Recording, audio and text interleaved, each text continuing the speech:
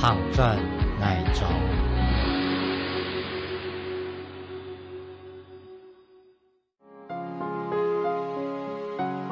一蕊蕊嘅山培用從崖度七七重生，花頭燈開天。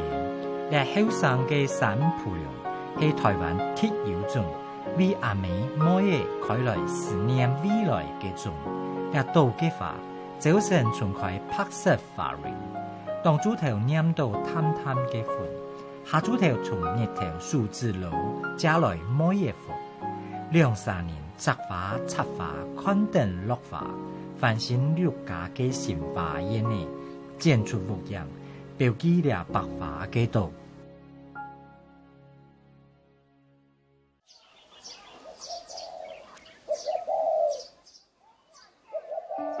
位于竹北林家古屋群内的一角，这里原本是交通大学客家学院的闲置场地。直到2018年，欧美珍与女儿林雨农的进驻后，才有了现在这间园艺餐厅。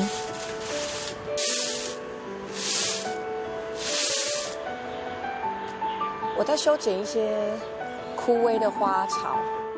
枯萎的花草原则上就是它容易烂掉，会去沾染到其他旁边就是正在开放绽放的花朵，所以我们必须把它剪掉。那再来整体来讲的话，把这些枯萎的花剪掉，它整盆的那个美观度会更好。单亲家庭长大的林雨农，从小到大都留在妈妈身边，帮忙许多繁重的园艺工作。自然而然，耳濡目染下，不管是花卉的修剪枝，还是生长状态的管理记录，都难不倒他。会接触这些园艺，其实是受妈妈的影响，她的助理助手。那她布置完之后呢，我就负责维持这边的环境，维持这边的，就是维持这个花草的美貌。修剪完之后呢，就会觉得比较清爽。风的关系，因为新竹风城嘛，有时候那个风真的是大到那个。花一天要浇3次水，因为那个水分都被风吹干了。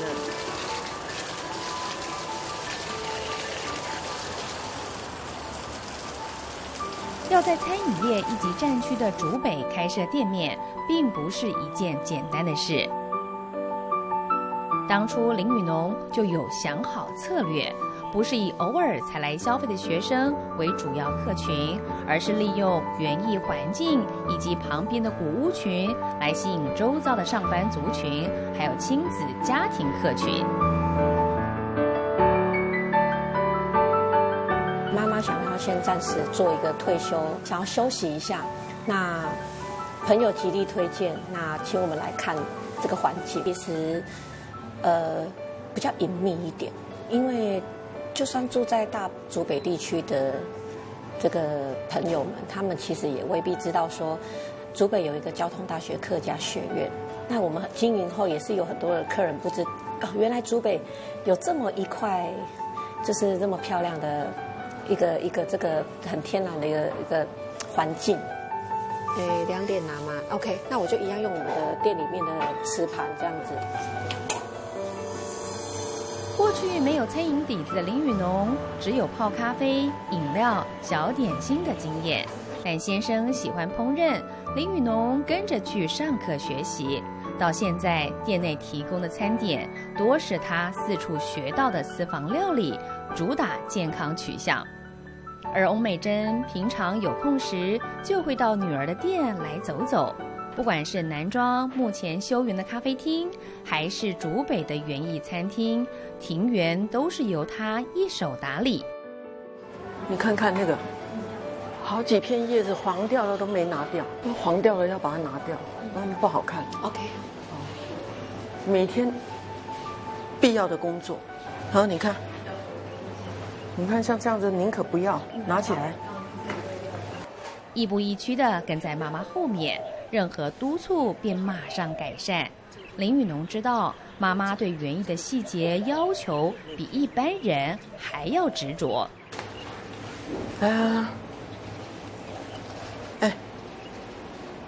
你看，但也就是翁美珍对园艺的坚持，才能让南庄的庭园咖啡厅跟竹北的园艺餐厅2家店都受到消费者的喜爱，进而成为熟客，不断的造访。他其实算是我人生的指导老师，对，就是我很多方面都是向妈妈学习的。对，那他的个性其实他是非常细心、非常严谨的一位。那在他身上真的是学了不少。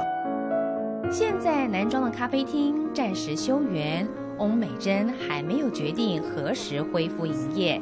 幽静的环境很难想象之前这里一味难求的景况。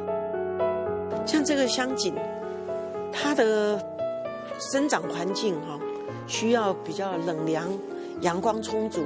南庄的气候就是容易起雾，容易起雾对植物而言它是不利的。你看像这棵，这2天因为有雾的关系，所以它就发霉。那这个就叫灰霉病。从小就喜欢园艺的翁美珍，大学开始修习园艺课程。年轻的时候，她在台中开了一家园艺店。因为怀念乡村的生活，于是她回到南庄，也把园艺的元素带回故乡。我一开始的发想，其实我是希望能够影响大家能够把这个生活园艺带到大家的那个居家里面。我有这样子的一个企图心。我虽然休园但是我还是致力于家庭园艺的推广。在我的生活当中，园艺是占了非常大的一部分。所以你可以看到的，我这个空间里面我布满了这个植物。那一方面是我觉得这样子可以让我每天心情非常的愉悦，一方面我觉得它也有一种环境空气净化的功能。除了咖啡厅营业空间的园艺外，翁美珍也将植物与自己的居住空间巧妙结合。这个植物已经在这个地方已经10几年了。那我为了让植物长得好，所以其实它是种在地上的，种在土壤里面。也就是说，我当初要盖这个房子的时候，我就已经预留了一个空间。那种在地上的效果是，它跟建筑是一体的。浴室的空间其实是最适合摆植物的，尤其是蕨类植物，因为浴室的湿度比较大，那蕨类就可以在这个地方可以长得很好你像这个，像这一盆都已经很多年了像这些植物，它都非常的安逸的在这个空间里面成长。那为什么它可以很安逸的在这个地方？它就是光线透过这个间接的光线，太阳也照射不到，但是间接的光线呢，刚好是适合它生长的。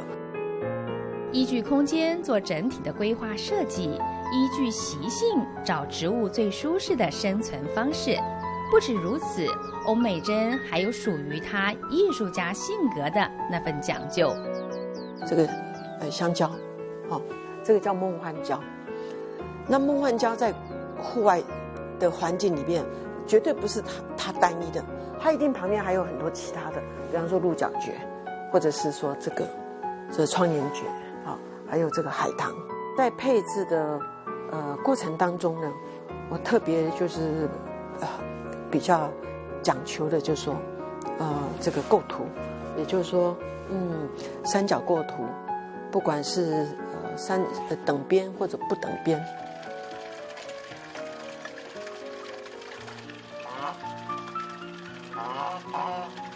一个人，一条狗，一只鹅，这就是翁美珍退休生活的写照。她也经常往外四处探访，添购园艺所需要的花材。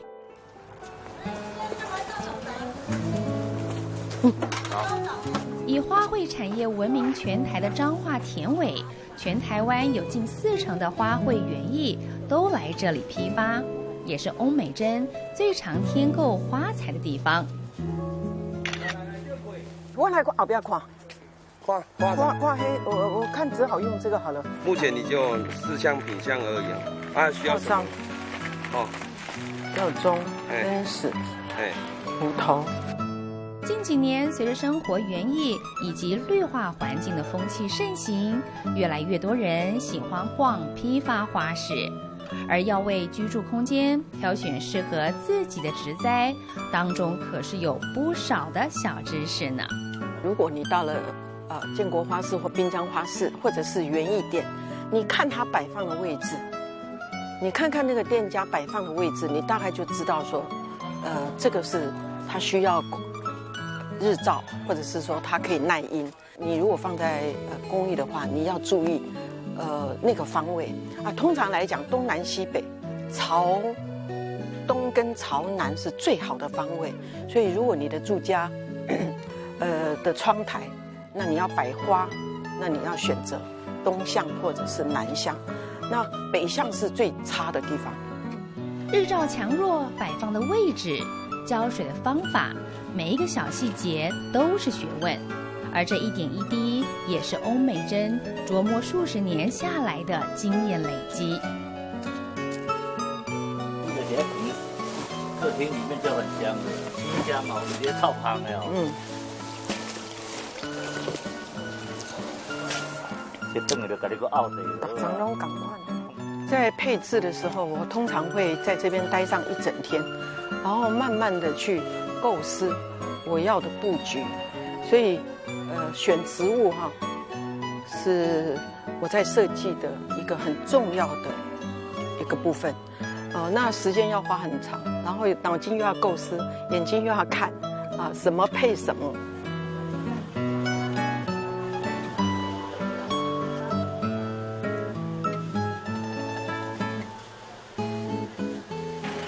这个是线虫对，你别让它处理。那喷药而已。喷药啊，那个灰霉病你拢喷什么药？灰霉病的一不是啦，那个白粉病，开始有啊呢。白粉病葵无露就有效了。葵无力，但是3天喷一次，连续3次以后它就没有了。很辛苦，尤其是夏天，因为夏天这边非常非常的热。我每一次都告诉我自己，就是说我不要从事这个行业了。可是还是很难。然后累了一阵子之后，看到那些花，然后又怎么样，又忍不住。所以我大概这辈子大概也脱离不了园艺吧。欧美珍对园艺的坚持是一种对生活态度的要求，也提升园艺的艺术价值，让它不只是环境的衬托配角。对于独自抚养孩子们长大的欧美珍来说，园艺也成为母女2代联系情感的媒介。这绣球花有花苞的，你知道吗？这个啦，这个不要换了。好。还没有下去跟着做的时候，没有办法体会这个辛苦，必须是要耗费体力、耐力，然后要有耐心。对，晒太阳，被蚊虫叮咬，然后泥巴泥土，你必须忍受太阳晒，然后忍受这样子，冬天的时候手干裂这样子。那真正跟着一起做的时候，就发现就是妈妈的辛苦是从年轻到就是真的是辛苦过来了。很多朋友会问，就是其实也是关心说要不要接一下妈妈的棒子啊，走园艺这一行啊，就是可能接三芙蓉啊，然后就是继续让它延续嘛。一方面他可能也不希望我跟他一样做的这么辛苦，它需要阳光哦。你看这些全部要阳光，要很充足。我先整理一下花香款，这个是背，那还管。孩子毕竟他不是植物，植物是可以任我们摆布，孩子有自己的思考能力，那我们也只能就是说，从旁去辅助他，就如同我对待我的工作也好，我的园艺也好，我觉得它就是一种责任。那这个责任，园艺我可以放弃，但是孩子没有办法放弃。洲牵牛花的花语是“你在我身旁，我就感到很温暖”。从生命的责任变成一起相互扶持的家人和伙伴，打造不同的园艺空间，让更多人一起参与他们的生活。也许对欧美珍和林雨农而言，这就是最自然简单的快乐了。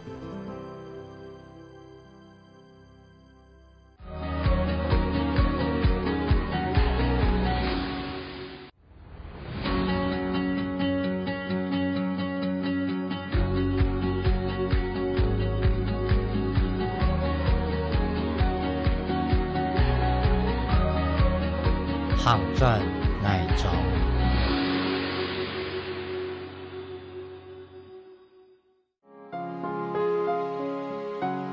一蕊蕊嘅散培容從崖到七七重生，花頭蛋開田，และ後生嘅散培容係台灣鐵窯種，為阿美每日開來思念未來嘅種，และ道嘅花早晨從佢拍攝花蕊。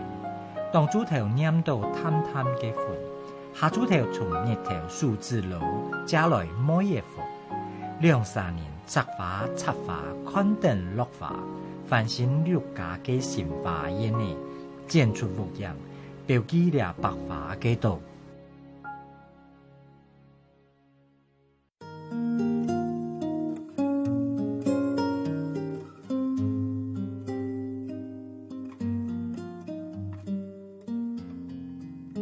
现在南庄是游客假日相当喜欢造访的小镇，但在早期观光旅游还没蓬勃发展之前，这里的人潮并不多。翁美珍是第一批回到南庄推动改变的舵手。她从经营景观民宿到担任多年的南庄观光产业发展协会理事长，联合许多在地业者发展在地深度旅游，才让南庄渐渐有了人潮。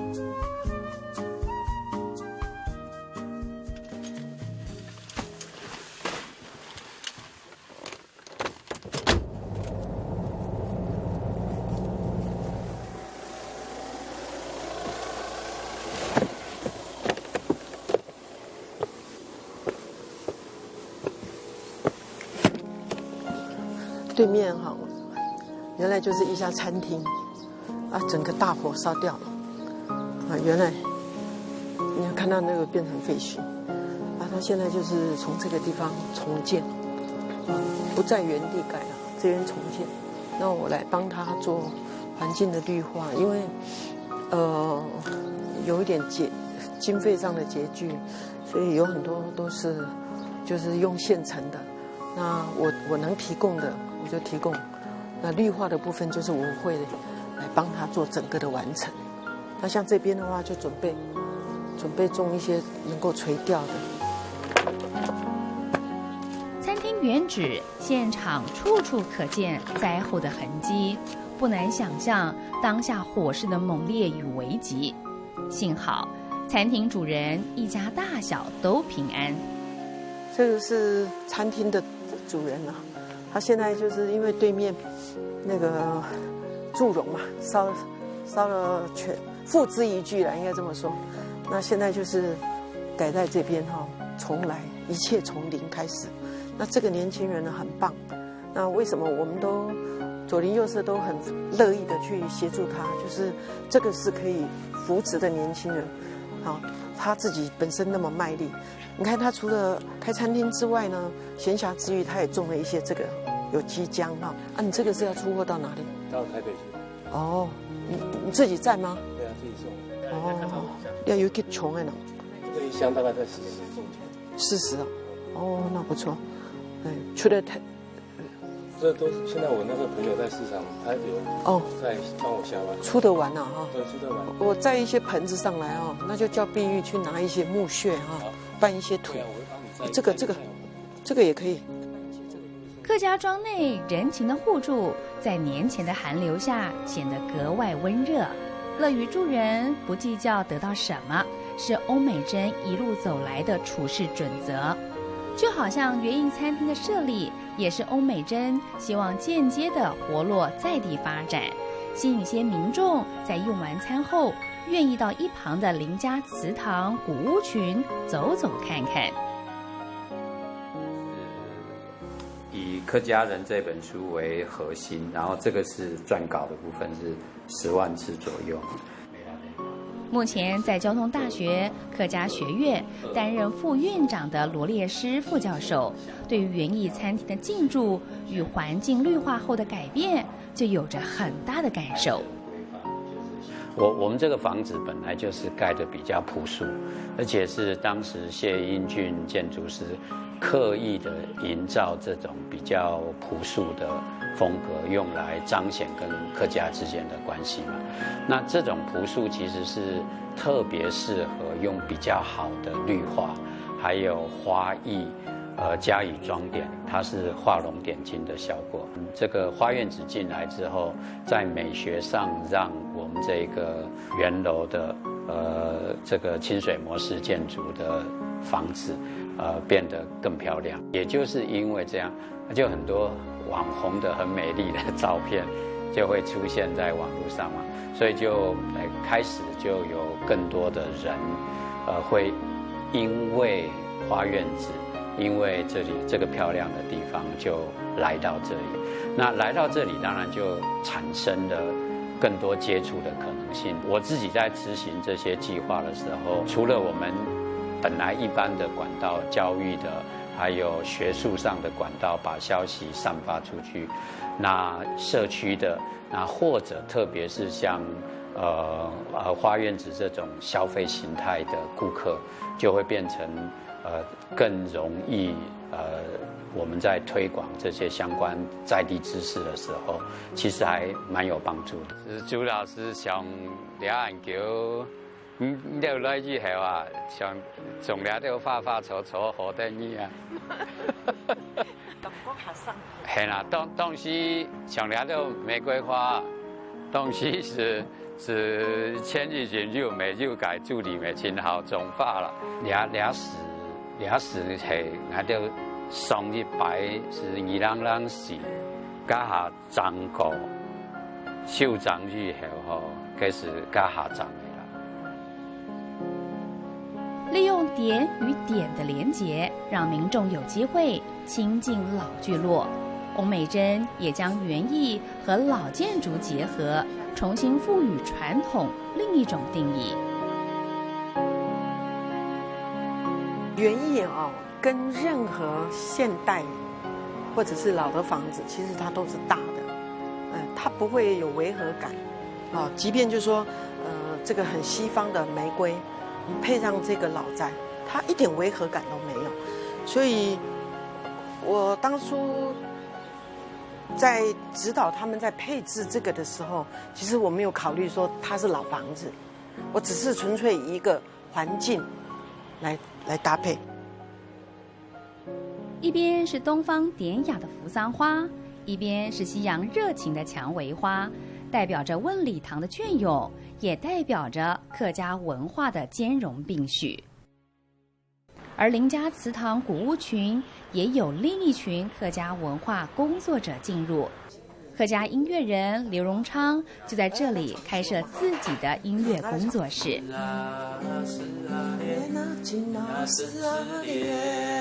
打扮啊留三妹，打扮啊留三妹，打扮三妹，三妹过新年喽那，哎呦呦的哟。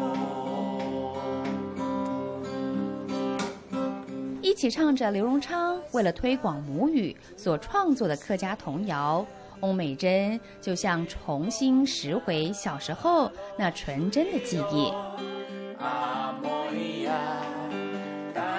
亲子报名就家长带小朋友过来一起搞闯购，还有亲子 DIY，做鸡巴小朋友，其实那个都是跟我们的那个客家庄的圣班有连结啦。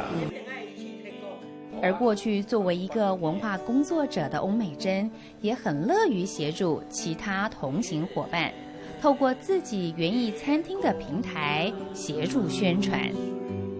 翁姐其实认识并不久，客家女性身上有一个东西是坚毅，她那个坚毅的一种感觉，在她身上，我觉得是非常清楚的。很具象的东西，就是很漂亮的那个花卉或园艺这样子。其实就是然后那个坚毅其实是只要是我管辖的区域，我都要让它完美。就像我在很早之前，我就有一个，我即便就是说在我们地方上在发展这个观光产业的时候，我也是这么认为，就是说，大家要有饭吃，啊，只有我有饭吃不行，啊，有饭要大家吃，然后大家要有饭吃的概念了哈，就是说，这个社会才能够祥和，啊，每个人呢都能够安居乐业是最好，所以我觉得我尽可能的哈，有些许的能力，我就会设法去帮助周遭的朋友。好好好好，健康的人好好，好好好好，欢喜的人好好，好好好好，健康的人好好，好好好好，欢喜的人好好。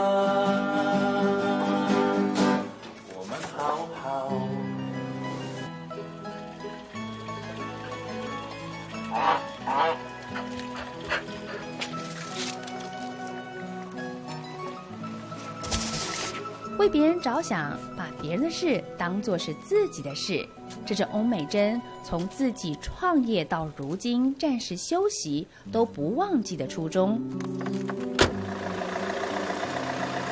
我要去帮一个店家植栽，我觉得这个是我可以帮得上忙的地方了，因为他现在重建嘛，我也在协助他做餐厅重建的工作。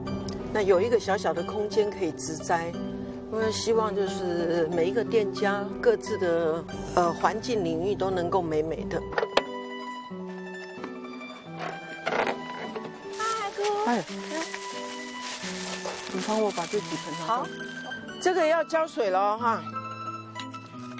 这样你们捡石头就可以传承啊，捡石头哈，对不对？可以传承，小朋友就学到我的手艺。好，来拿一盆来。带着大人孩子一起种下多年生的艳红鸡冠花，是翁美珍想送给这家人重新开始新生的祝福。好，这样子它就脱盆了。那这个盆子哈，里面有一些肥料，你要把它倒进来，可以再撒一点。它还蛮吃肥的。那天下午，我女儿打电话给我说上风烧掉了，我就非常的讶异。我那个时候在大湖，我去看一个装置艺术，那我就赶快开车就赶了回来。那在当下，我们就看到，就是说这个左邻右舍大家互助的那个力量，乡下就是这样子，凝聚力，30公里以外也还是邻居，好吗？隔一座山也还是邻居。对，对，凝聚力真的，我们这个村庄凝聚力很好，然后人情都非常的浓厚。我们原本的餐厅因为一把无情火，所以把我们3代人的心血付之一炬，真的就是很感恩啊，真的就是感恩。而且经历这么大的事情，其实在这个状态我就知道什么是真的很给我们很多力量的人。我们真朋友啦，真的，我们心里真邻居真朋友，我们真的心里都心知肚明。那真的很感谢，真的很感谢大家的协助，真的，不然说实在话，我们自己都还在悲伤当中，我们要怎么走出来？如果不是靠大家帮忙，然后集思广益之下，也没有办法造就今天的小厨神出来。更好哦，对呀，对，因为它就是一个招牌。随着餐厅卡通招牌的设立，在大家的帮助下，叶子贤与吴碧玉一家人总算走过低谷，要开始新的人生阶段。现在很多就是大家也都能够接受什么叫植物疗法，它的确是能够达到这样子的一个效果。我们说花开，为什么？我相信每一个人看到花开的时候，心情一定会很愉悦会产生一种愉悦的心情。你送花给人，大概很少人不接受，所以花其实是在散播那个喜悦它就是一个媒介。像我昨天就送了好几盆花，每一个人收到那个花都是笑眯眯的，然后每一个人都说啊，这盆花非常的疗愈。在我们的生活空间当中，如果多一点绿它可以让我们的人跟人之间、人跟环境之间有一个协和的作用。所以我们大家来拈花惹草吧。从过去利用景观餐厅营造南庄休闲旅游氛围，到现在女儿接棒，在竹北继续延续这样的精神。花草革命不必钢铁强硬，可以很温柔地抚慰着每颗受伤的心，可以很贴近地进入每个人不同的领域，如同自然万物不断地包容着我们。